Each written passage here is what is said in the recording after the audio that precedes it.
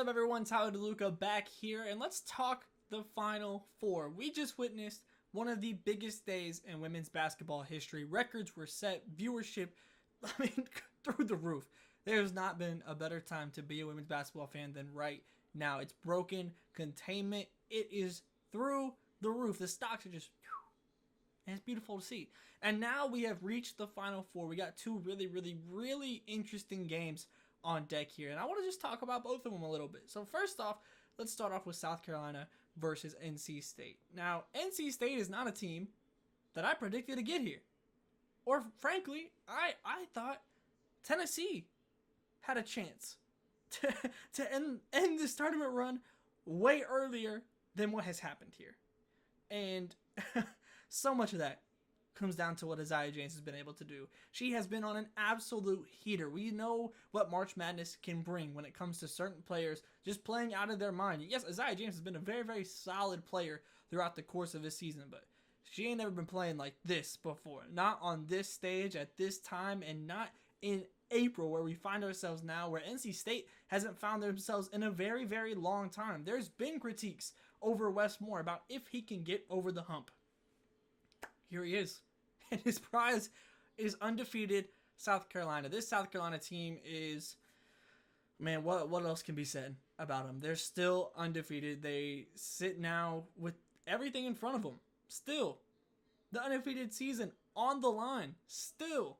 In Cleveland. Still. Everything is on the line for this team. And we've witnessed now multiple close games with Indiana, with Oregon State. I frankly thought that Oregon State had the best chance of beating them on this side of the bracket, even more than NC State. I thought Stanford's guards could get exposed then had they made it.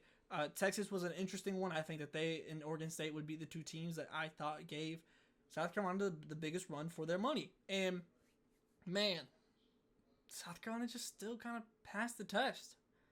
So now is, how does NC State try and pull this off? That's what I keep asking myself. How do they do it? And it comes down to the guard play for NC State. I mentioned Isaiah James. There's also Sanaya Rivers, the former Gamecock herself, transferred from SC to NC State. This is just an interesting one because it's going to test the guards of South Carolina and how can they defend these two star guards. And they have plenty of pieces around that have been very solid for this NC State team surrounding these two guards. You got Collins, you got Baldwin, that have both been very good. It feels like every player on this team that is in the rotation has had their moment in March Madness where they have just really stepped up and contributed. We saw it against Texas, and they're going to need to do more than just contribute in this game against South Carolina. We've now kind of learned that it takes both a perfect game from you and South Carolina struggling to really make this a game.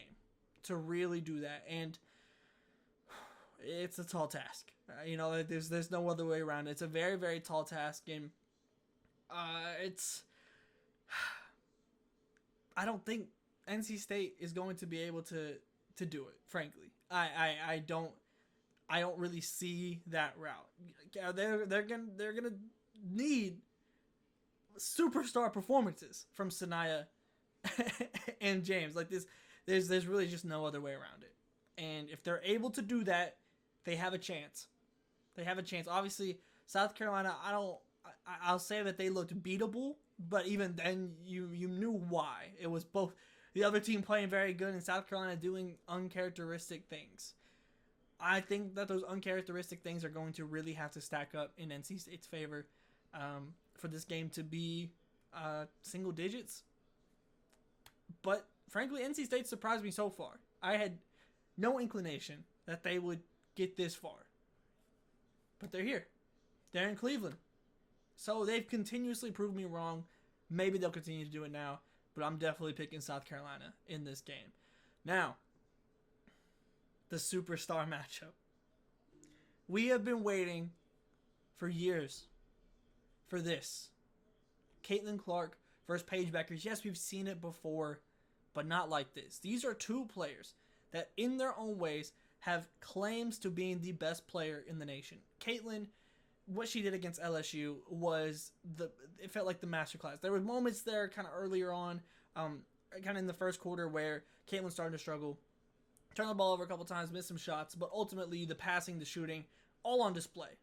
That was the Caitlin Clark experience right there. On the other hand, in UConn versus USC, we got the Paige Bueckers experience. The two-way play, being efficient, being able to kind of operate all over and play the entirety of the game just like Caitlin does. And we are now getting to witness these two unstoppable forces, it feels like. They've just willed their teams.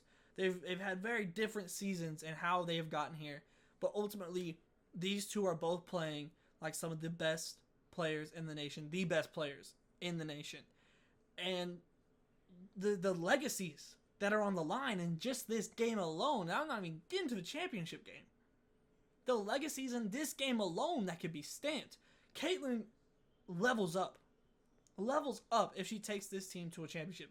I think people have been underrating the surrounding pieces around Iowa the entirety of the season, but still, this isn't some superstar stacked team. This is Caitlin raising the tide for everybody, for all ships on this team. And for Paige and for UConn, Aaliyah Edwards has been fantastic. She is going to be a very high draft pick in this WNBA draft. She's been very, very good. She was great against USC, and it's not like Paige is doing it alone. Obviously, the talent that they have left is very, very good. But the emphasis is on what they have left because they've lost so much. From Fudd to Griffin, they have lost so much over the course of this season. Yet, the math is simple. Whenever Paige plays in the tournament, they go to the Final Four. And obviously, the standard at UConn is incredibly high. And if Paige is able to help this team specifically, overcome all of the injuries and make it to the national championship game, we're talking about one of the best tournament runs that we've seen in a UConn jersey. She's been phenomenal. She's been phenomenal both ways. And now we get the matchup that we have been waiting for a very, very long time. Like I said, it's been building for years. Obviously, Caitlin headed to the W, Paige staying another year. So this is the time. This is the time right now that we get Caitlin Clark versus Paige Bueckers. I can't wait to see how it goes down. It's hard to even pick a team in this one because both these teams have just kind of felt unstoppable since the tournament has started. Like, they've been in closer games, but it's almost just kind of felt inevitable once the tournament really started getting rolling. Like, I didn't pick UConn to make it to the Final Four. I didn't even have them in my Elite Eight. I had Ohio State. So I wasn't expecting the longevity, the stamina of this UConn team to be the way that it is, but it is. This is what we're dealing with now. And with the performances of Paige Bueckers, of Aaliyah Edwards, they're now in the Final Four once again. I'm going to pick Iowa, I think. Ask me tomorrow and it might be different.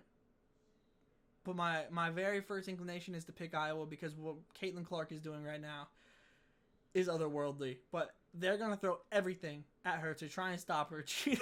Gino's press conferences haven't made him sound very confident in doing so, but they're going to throw everything they have at her, from Nika Mule to Paige Bueckers, and we're going to witness this matchup. And just the basketball fan in me, Juju would have been also very, very fun in this game. LSU would have been very, very fun. I see an Angel in this Final Four atmosphere again. Would have been very, very fun.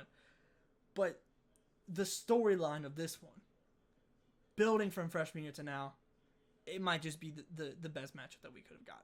So I'm very excited for this one. I'm so excited to see how both these games play out.